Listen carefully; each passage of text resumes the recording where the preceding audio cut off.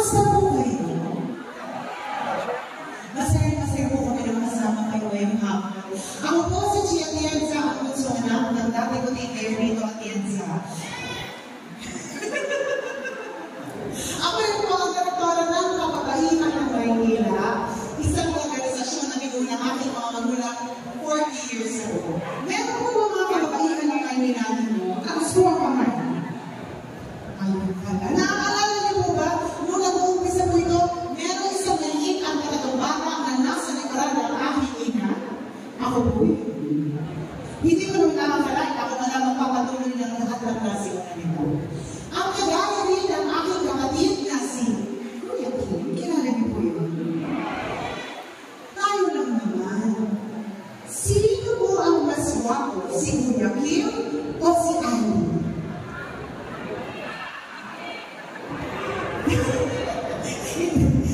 Hindi ko po susubok kayo, okay na. Hindi pa sasabihin kayo Kuya Kim na pinili ko si Annie. Pero kagaya po ng aming kapatid na si Kuya Kim, ako rin po ay nasa telebisyon bilang isang broadcast journalist. Ngunit sa totoo lang po sa aking buhay, bata pa lang po ako, ang pangarap ko ay maging isang misyonaryo.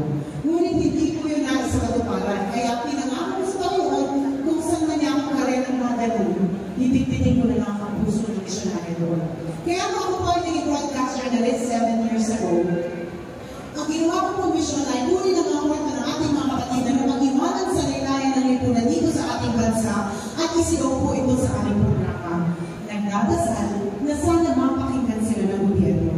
Ngunit sa aking pag-ikot dito sa Kamaynilaan, nakita ko, hindi pala kailangan yung bayo. Dahil mismo ang ating mga kababayan na merong hinaing na kaya naman masolusyonan ng gobyerno, narito po minsan sa ating distrito. Minsan nga, nasa barangay ninyo. Minsan, kayo mismo.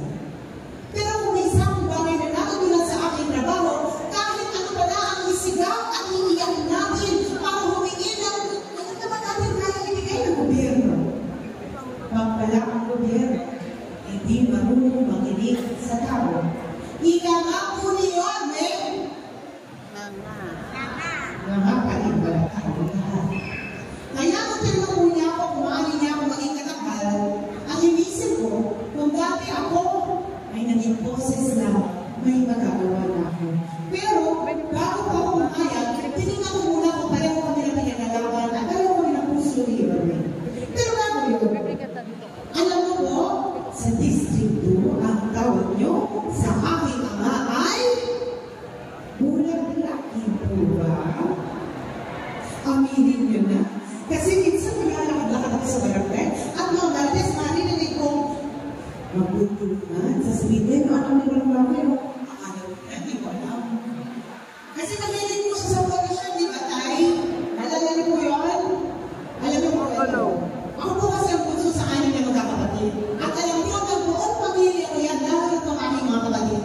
Pag ako ay tumayo sa isang bagay, kahit pa magkampi-kampi ang lahat ng mga kapatid ko, hindi po ako natinina.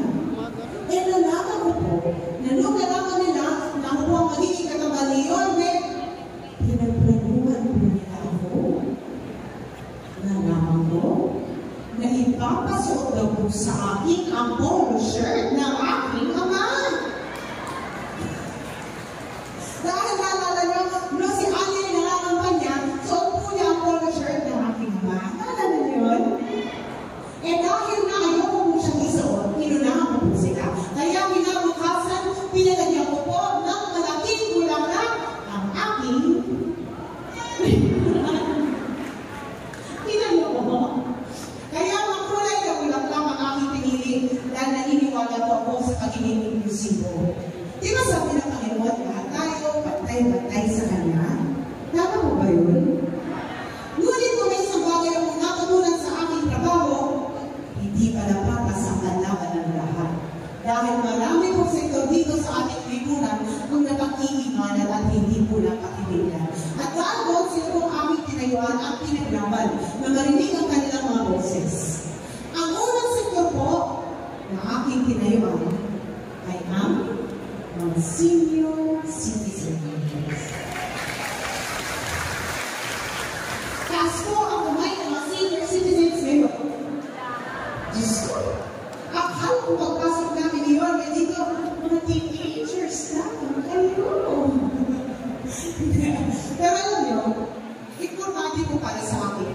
na kayo ay alagad ng manin.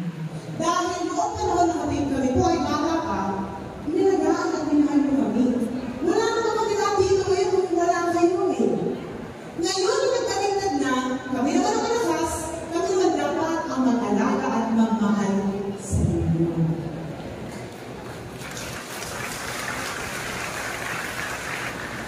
Kaya tinignan ko po ang ginawa ni Yorme nung siya ay alkalde ng Maynila.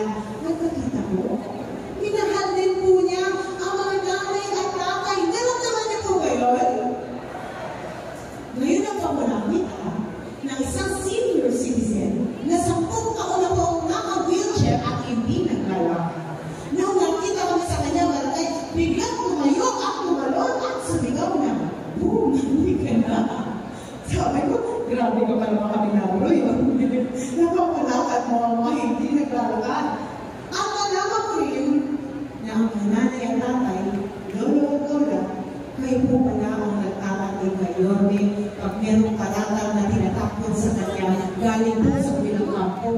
Kaya sabi ni dapat na mahal na kalka ng mga lolo at lola. Malaman mo, nung siya pala ay alkalde ng Maynila, naaalala niyo po ba? Kumakatok ang gatas na ensure sa inyong mga bahay? Nalaman po namin, wala na lang po gatas na ensure. Ito po ay naging stick. Naaalala niyo rin po ba? Ikalawa ninyo, may nakukuha kayong malaking hip. Nalaman po namin, ang malaking hip naging sabi nga daw ng iba, pati daw cupcake ng anak. Naaalala po ba yung umpisa na pagbibigay ng 200 na pensyon? Lahat po yun ang umpisa ng alkalde ng Maynila at si Yorme. At nung nakita ko yun, sabi ko sa kanya, tama-tama, pareho tayo first love. Kaya sabi ko, check ka na sa una ko sa listahan. Ang pangalawang sektor na aking tinagdapan at tinayuan ay ating mga kapatid na may kapansanan. Hindi ko po alam kung alam niyo, ngunit kami po ay nag-ampo ng 2 sanggol. Pareho po may kapansanan. Isa po lang at isa may kondisyon na ADHD. Ngayon po malaki na sila. At nakita ko, mahirap makipagsapalaran sa mundo pag ikaw ay may kapansanan. Lalo na kung kayo po ay senior citizens. Kaya dahil doon, para sa akin, dapat maramdaman ang ating mga kabayan na may kapansanan na sila ay kasali ng gobyerno. Tinignan ko ang ginawa ni Yorme nung siya ay alkalde ng Maynila. Dinahan din po niya ang mga PWD. Alam niyo po ba, Nay? Dahil sa Job Inclusivity Act, maaari pong magtrabaho ang ating mga kapatid na may kapansanan at maging mga senior citizens. Alam niyo po ba yun? Yung mga hindi may alam. Ginawa ko ni Yorme para magbigay ng oportunidad sa inyo na kayo pa rin ay makapagtrabaho kahit na po kayo ay senior citizens. At nung nakita ko yun, sabi ko, sunod naman tayo. Pangalawa sa listahan ko, pareho tayo ng mahal. Ang pangatlong sektor na aking tinayuan, pero bago yun, si Yorme hindi po ba ay patay-atlong ko? Tama po ba? Si Chia Piesco ay batang bukid. Hindi po ako lumaki sa farm. Ako po ay lumaki sa St. Andrew's Field. Alam niyo po kung saan yan? Ang galing talaga ng tatay. San Andres Bukid, Manila. Marami po sa aming mga kabarangay doon ay mula po sa Muslim community. At dahil doon, tinayuan ko po ang mga Muslim. Kaya para sa akin, sila po yung ating mga kapatid pamilya. Tinignan ko ang ginawa ni Yorme nung siya ay alkalde ng Maynila at nakita ko, ginagin po niya ang mga Muslim. Siya lang po ang alkalde na nagawa ng Islamic Secretary at Manila Muslim Affairs. At dahil doon, sabi ko, pangatlo sa listahan mo, pareho na tayo. Pang-apat at pang-huli. 25 years ago, nung ako ay nag-aaral ng kolehiyo sa De La Salle University, na ang ginawa kong kurso ay Political Science major in Governance. Kailangan ko na po talagang sabihin, 25 years ago, dahil akala ko ng iba, 25 years old na po ako. 43 years old na po si Chia Atienza. Tatlo na at halos 20 taon na po kung may asawa. Hindi na po ako nanlalag. Nanlalag na po ako. Pero ang totoong kwento ko, nung ako ay nag-aaral ng kolegyo, tinutusan po ako ng aking ama na alkalde ng Kailangan. Kailangan ko daw magkatap na trabaho dahil ako daw po ang mamabayan ng tuition fee ko. Alam niyo ano kamahal ang De La Salle University. Buti na lang at na-discover po ako ng ABS-CBN at ginawa po nila ako artista. Kaya naging working student po ako noon. Kailan po si Harvey Evangelista. Sikat po si Harvey Evangelista, tama po ba? Si Chef Yensa. Hindi po si William. Pero okay lang. Dahil ako naniniwala, kaya ako pumunta doon sa latas na yun para malaman po ang kalagayan ng ating mga kapatid na parte ng LGBTQ+ community. Meron pong diskriminasyon pagdating sa LGBTQ+ community. Ang aking naman, sabi ng Panginoon, dapat pantay-pantay kayo, dapat kahit na anong kasalian, dapat pareho ang oportunidad. Tinignan ko, ginawa ni Yormen, siya ay alkalde ng Maynila, at nakita ko, dinahalik po niya ang mga LGBTQ+. Meron nga po siyang grupong Meshes of Manila. Nung nakita ko, na lahat ng mga sektor na aking tinagaman at ninayon, ay minahan niya at tinalagaan niya kung siya ay alkalde ng Maynila. Ang inisip ko, nahanap ko na yata ang sulitin ko sa public service. Dahil doon, binigay ko ang aking matamis na pumayag ko ako na mag-ibisi ang alkalde niya. Pero bakit ako dito? Nahihain kasi ako. Parang mas gusto ko malapit sa inyo. Nakikita niyo mo ba ako? Dito lang ako ha. Mas gusto ko kasi malapit sa inyo. Nung pumayag ko ako na mag-ibisi ang alkalde ni Yorme, tinanong ko siya. Sabi ko, sa lahat-lahat ng busy alkalde na pwede mo nung pinili, kahit na sino yata, papaya, maging busy alkalde ni Yorme. Kaya papaya po ba kayo? Okay. Oo, pinukoy si tatay mo. Ako nagtanong pa. Sabi ko, bakit ba ako ang pinili mo? Ang sagot po niya, unang-una kita bata ka pa lang. Nakapagtapos ka ng political science, major in governance. Noong mga panahon na yun, ang iyong ama ay alkalde ng Maynila. Maaari ka na pumasok sa mundo ng politika, ngunit pinili mong maging misyonaryo. Pinili mong ipaglaban ang boses ng mga kabataan. Pinili mong maging boses ng mga ina nung ikaw ay naging ina. At pinili mong ipaglaban na marinig ang ating mga kapatid na nasa laylayan ng lipunan kung ikaw ay naging broadcast journalist. At dahil doon, sabi niya, ang gusto kong busy alkalde ay may puso na makatao na matulong na muli sa tayo.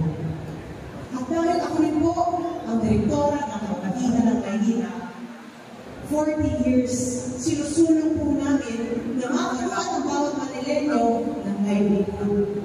At para sa akin, yung ating mga kapatid na hinahayaan ay maluto ang kanilang mga katawan sa ilalim ng init ng araw at ng ulan para magustusan ang pangangailangan ng kanilang mga pamilya. Dapat sila ay minamahal at pinakalagaan. At dapat kahit kailanman, hindi sila sinasaktan. At ang ating mga kababayang nawalan na ng pag-asa dahil sa hirap ng buhay, dapat sila ay malalayan sa pamamagitan ng livelihood. Dahil para sa akin, babalik ang dignidad ng tao ng Manilenyo kung lahat tayo ay marunong tumayo sa ating mga tao. At nung sinabi ni Yorme sa akin na susuportahan niya ang livelihood para sa mga Manilenyo, ang sinabi ko sa kanya, ipaglalaban kita hanggang sa dulo ng mundo dahil naniniwala ko na ikaw ang dapat na alkalde dito sa lungsod ng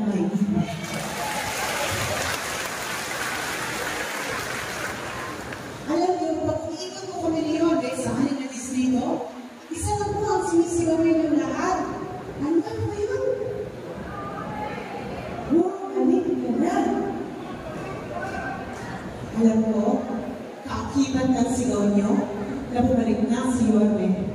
Dahil nagnanais ang inyong mga puso na bumalik ang pagkatok ng pagmamahal at serbisyo sa inyong mga bahay at buhay, gaya nung naranasan niyo na siya ay alkalde ng Maynila. Alam ko minahal niyo ang mga programa polisiya ginawa ni Yorme. At alam ko rin na dahil kayo po ay aming mga mahal na lolo at lola, gusto niyo sa nalalabing taon na nandito kayo sa mundong ibabaw, gusto niyo malaman na kayo pa rin ay pinakikigan at minamahal ng Panginoon. Alam ko rin na gusto niyo balang araw kung lilisanin niyo ang mundong ibabaw, mag-iiwan kayo ng mas magandang mundo sa inyong mga anak at sa inyong mga anak. Huwag po kayo maganda. Dahil babalik na po si Yorme Isko Moreno Dumagoso.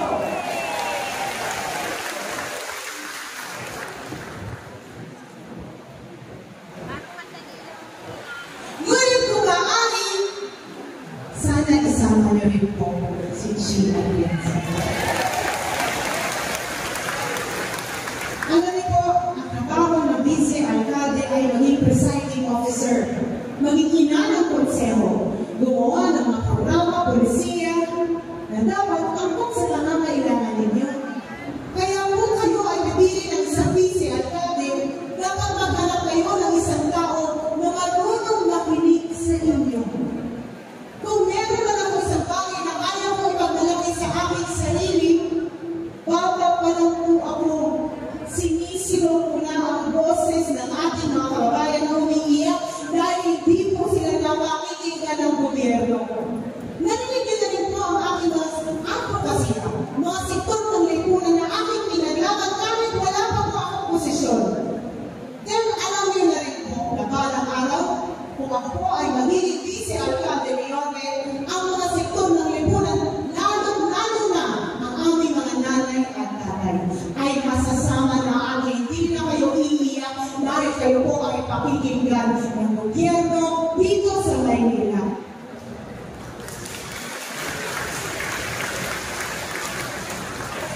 Tapos po ang inyong mga ilong at tataas ang inyong mga na kayo po ay mga Pilipino.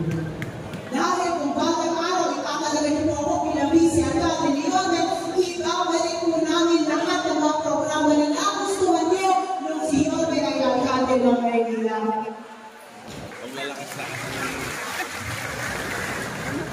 Kaya kung pwede po rin makiusap, kung tutulungan niyo rin po si Yorme at si Sheila Atienza, sana isama niyo rin po ang Yorme's Choice na laban sa aking libutan.